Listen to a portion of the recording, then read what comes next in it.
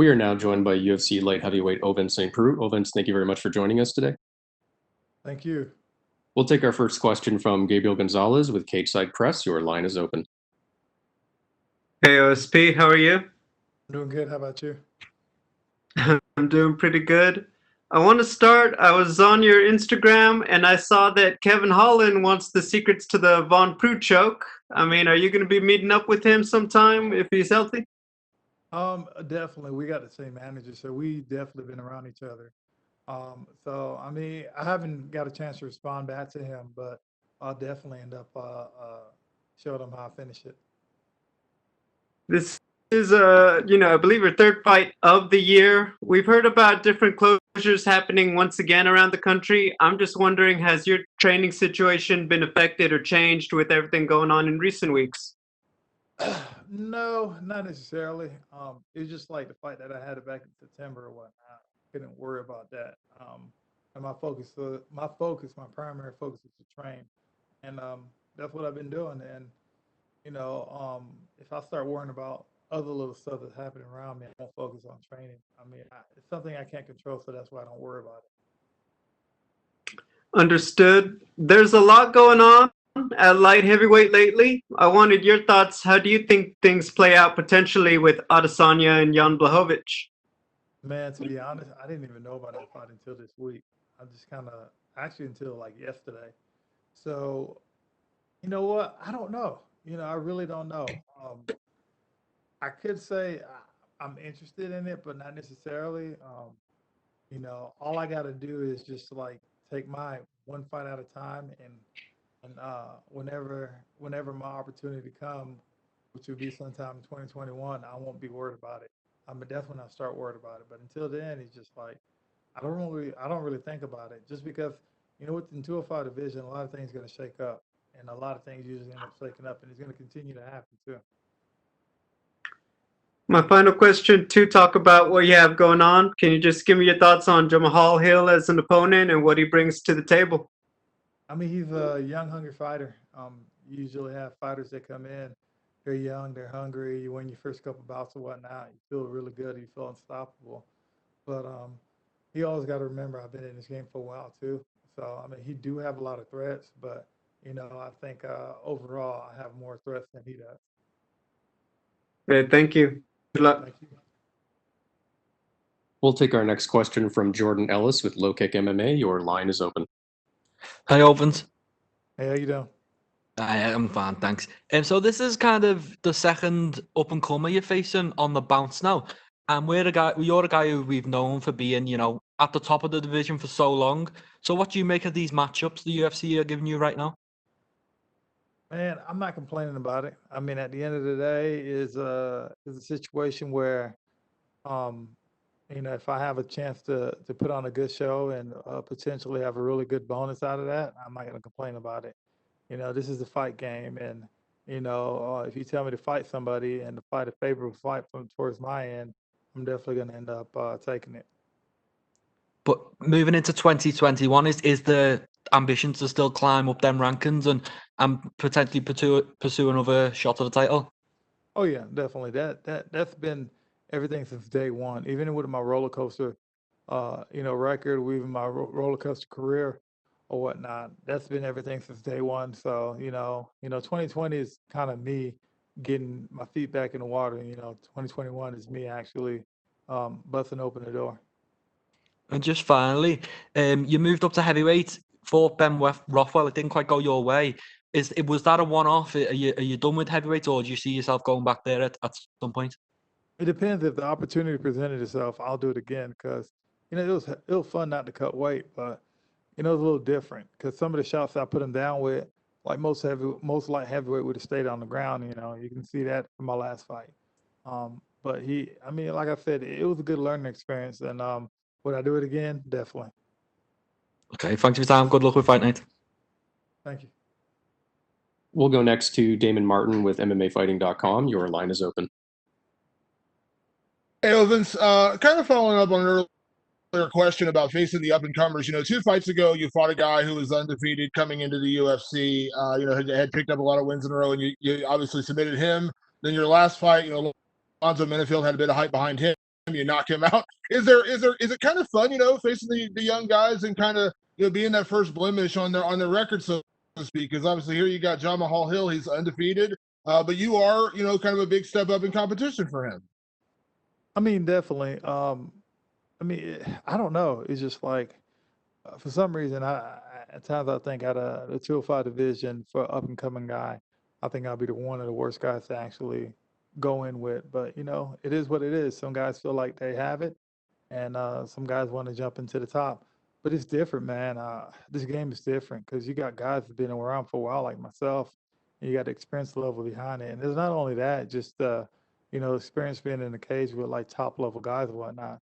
And these guys are coming up. Yes, I mean anything can happen within a fight, but the circumstances between that fight, with what I got going on, with what I've been through fighting wise and whatnot, is going to make it a lot more difficult for him. And I mean, every time you look at the outcome towards the fight or whatnot, it's leaning towards my way very, very much so. And what's crazy about it too is like even the odds right now got me actually the underdogs. And it's funny because I think the Vegas odds the Vegas when they doing their odds or whatnot, they're looking at a guy with an undefeated record. Yeah, I mean, it necessarily don't mean anything. I've been wild for a while. It's the same thing. My last fight, I was underdog. Apparently, this fight, I'm the underdog too. So it works in my favor. Does that bug you at all though, that knowing the work you put in and the guys you fought and beaten, and you kind of faced the who's who of this division for a lot of years, and you have wins over so many of them? Is it frustrating that maybe you're not getting the respect you deserve, going into some of these fights? No, they just don't know any better. I mean, a lot of times when people look at people kind of relate it to boxing. They'll be like, this person's gonna lose because this person an undefeated boxer or whatnot. The mixed martial arts is completely different. If you stay in this game long enough, you're not gonna be undefeated. It's point blank. It's really hard to be undefeated because that day is gonna come when you catch a L. But even in this 205 division right now, if your talent level, if you just coming in and you want to jump right on top and start fighting the top guys in the division, it's not going to take long for you to get that first L. Is there some excitement though about the growth of the light heavyweight division? Because for a lot of years, it was basically 6 or 7 guys at the top. Yourself, Glover, Ryan Bader when he was around. John Jones obviously at the top, and then you had like a lot of guys who were just kind of behind you who could never really get into that top 6 or 7. Now we are seeing a lot more young, up and coming, light heavyweights. The division is kind of filling out. Is there some kind of fun to that, knowing light heavyweight is actually growing and getting bigger? Because again, for the longest time, it felt like we had like 6 or 7 top guys, and then just a lot of kind of no names.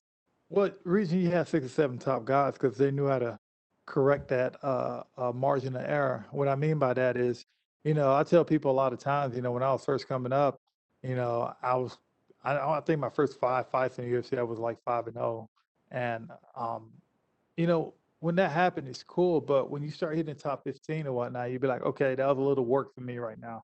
The top 10, you start hitting that top 10, you'd be like, okay, these fights are going my way, but they're more of a decision type of win, or I got to put a little more effort towards this win. But when you get in the top 5, to be honest, man, that margin of error is small because every time that window of error is small, and if you mess up, they'll capitalize on that. I mean, the best example I can use on that is if you watch Glover. That's what Glover does all the time. You know, when he fought Anthony Smith, Anthony Smith had him hurt, and he just kind of waited his turn and ended up beating Anthony Smith. Same thing with his last fight when he fought Thiago Santos. Same thing. He's been there. He knows how to do that. He's just like, okay, cool, I'm not in trouble, and that's what that's where experience come from. It's just like when you're in that top 5, it's hard. But some guys are in that top 5, and it's hard to stay in that top 5 too, because when you actually fighting these top fighters or whatnot, a lot of these young guys want to hurry up and come up. Um, my advice would be like, you can do that, but just remember, if you fight somebody in the top 5, after you do that, there is gonna be no more easy fights for you. Everybody that you're gonna fight is gonna be within the top 5 to top 10, and that means every single time you're gonna have to be scratching and crawling for everything. So. These people don't understand. Like, I'm, I like where I'm at, but when 2021 come around, I'm hitting the doors full running because I've been there before and I know what to expect. So I'm good. And last one to that point, if everything goes well on Saturday and you beat Jamahal Hill, when you look at the division, you mentioned a guy like Anthony Smith, who was on a couple tough losses, got a big win this past weekend. Is that kind of the idea? Not Anthony Smith necessarily, but is that kind of the idea after this? Like, obviously, you're going to fight who the UFC puts in front of you, but would you like to see more established names? Not necessarily have to fight the number one guy right away, but is there a part of you that feels like you want to fight more established guys after this one? After you kind of have three prospects in a row, kind of in your last three light heavyweight fights. Man, yeah, but at the end of the day, like I said, for me, I'm an entertainer. I'm gonna get up there regardless, regardless whether it's you feeding me these newbies or you putting me out there with some of the top contenders. And to be honest, some of the top contenders too is just like it just depends. A lot of guys play smart or whatnot. You get some guys in the top 5, you get some guys in the top 10 who have a fight percentage to them, and they'll be like, okay, I don't want to take that fight. It's a risky fight. So, you can do that all day once you establish yourself within the rankings or whatnot. But, for me, once I get there and just be like, okay, cool. Everybody in the top 10 right now, everybody in the top 15. Cool. Let's go. Thank you, Ovince. Thank you.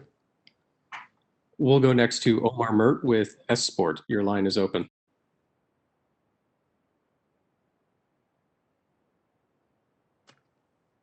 Owens. Well, My question is a possible win against Jamahal Hill, an undefeated guy. How may it affect your chance on contendership, like on your spot on the rankings? that's something I'm not thinking about right now. All I'm thinking about is pretty much getting my hand raised at the end. The thing about the UFC, even with the rankings, the UFC don't really care about the rankings. They like guys putting on shows. So if I go out there and put on a show, that's all that matters. And I think that's one of the reasons I've been one of the, I guess, deactive light heavyweight. So as long as I put on the show, I'm pretty good. I'm not worried about the rankings right now. What do you think? Like, how without John Jones on the picture, how many wins it takes to the title shot for you? How many straight wins? To be honest, I don't know. I'm thinking either, 3, 4, or 5 wins. But like I said, at the end of the day, it's just me doing one fight at a time. And I don't like thinking like multiple fights ahead of time. I mean, I'm not focusing on the task at hand. So as long as I have this one fight in front of me and I keep on going that way, I'll be fine. So last question, like you are 37, and how long you want to keep it going? To be honest, I don't know, man. My last fight, I felt amazing. And this fight, I'm feeling Danny the same way. Um, it depends. Like I'm taking care of my I'm taking care of my body pretty good. So as long as I can keep going, I'm gonna be one of the guys that, I'm not gonna quit the game unless I know I need to. Like even when I played football, people were telling me, why'd you quit playing football? And I was like, I never quit playing football. Football quit on me. With mixed martial arts, it'd be like, I love this game. I'm not gonna quit on mixed martial arts until mixed martial arts quit on me. But I'll know when my time comes too. Thank you, Owens. Thank you. We'll go next to Gabriel Gonzalez with Cage Side Press. Your line is open.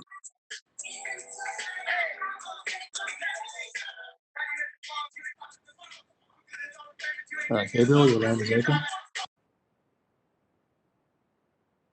Okay. We'll go instead to Cote Cruz with Ford Win Podcast. Your line is open. Hey, Owens, how you doing? I'm doing good. You're reviving with that song, man. Yeah. Well, it happens. With this fight, you will match Shogun and Jones for the most light heavyweight fights in history. What do you think about reaching this milestone? How does that make you feel as a fighter? You said I'll do what now? I'm sorry, I'll repeat. I said that with this fight, you will match Shogun and Jones for the most light heavyweight fights in history. Oh, okay. So, what do you think about reaching this milestone? Man, to be quite honest, I didn't know that. Oh, yeah, I didn't know that. It's crazy because apparently I got a lot of, I guess, I got a lot of things going within the 205 division, the most finishes, um, the most close. I don't know. There's a lot of records that I'm up there for in the 205 division that I never realized or whatnot. And I guess that's another one. Um, it, I don't know. To be honest, yeah, I don't know. It's just I don't think about it. Like people have to tell me, and they're like, "Oh, okay. Do you know you're tied for this much or whatnot, or this much finishes in the 205 division?" I think Glover and I was tied after his last fight. He has me by one now. Um, I never really paid attention to that until like people actually throw it in my face, and this is another thing that you actually threw in my face. I didn't know. I mean, I guess I'll just keep on going. I feel good. I can keep on going. How would you describe the moment that your career is currently in? What do you feel about the future, and what are those motivations that will take you there?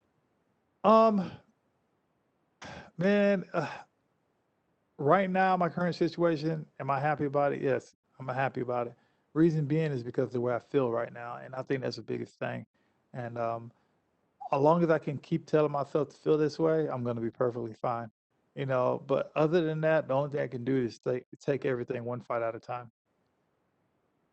I would love to ask you about your country, Haiti. How do you feel about representing Haiti, and what kind of advice would you give to your nation to push MMA? Um, how do I feel about it? First generation Haitian American, and you know, both my parents were born in Haiti and stuff. And a lot of times, you know, it's one of them things where I come out and I have the Haitian flag with me all the time, and people don't realize that. It's like, you know, a lot of the reason I do it because of my heritage and whatnot. It means a lot, and it can go back as to, you know, there's a slogan that, you know, a lot of the first generation Haitian kids have is 1804, which means like when Haiti got their independence from France, and it means a lot because Haiti was the first black republic to break away from slavery. So, you know, with that, you have to have a strong lineage or whatnot, and you know that's what I always kind of remind myself where I come from. So, but as of, you know, mixed martial arts in Haiti or whatnot, you have a lot of guys right now, Haitian fighters that are coming up. Um, it just take time. It literally take time. So, but a lot of it's crazy. A lot of them are coming up within the mixed martial arts one. But if you look at, you know, other sports like football, track, and basketball, especially football, we are pretty much all over the place in football right now. Um, but yeah, me being Haitian means a lot. It's just, yeah, it means a lot. That's beautifully put, man. Thank you for your time. Best of luck on your fight. Thank you. Thank you very much, Ovince. You're all set. Appreciate it.